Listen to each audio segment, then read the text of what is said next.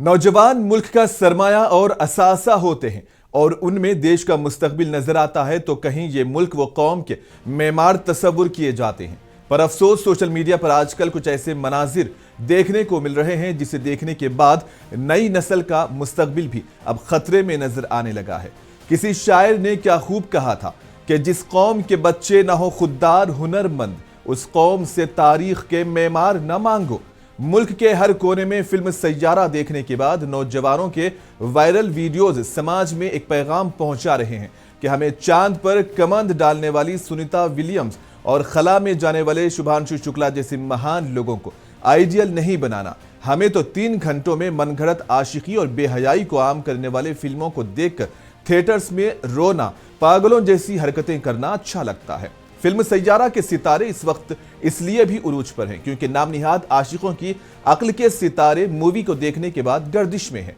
ऐसा लग रहा है जैसे ये किसी बीमारी का शिकार हो गए हों, क्योंकि फिल्म देखने के दौरान कोई अपने कपड़े फाड़ रहा है, कोई रो रहा है, कोई चीख रहा है और कोई बेहोश होकर अस्पताल में भर्ती हो रहा है तो कोई अस्पताल से सीधे आईवी ड्रिप लगाकर थिएटर में फिल्म देखने का जुनून बता रहा है। जहां देश के लिए जान की कुर्बानी देने वालों की याद में शायद ही किसी ने एक आंसू का कतरा ही बहाया हो, वहीं इस मुल्क के यूथ को इस फिल्म ने पागलों जैसे रोने पर मजबूर कर दिया है।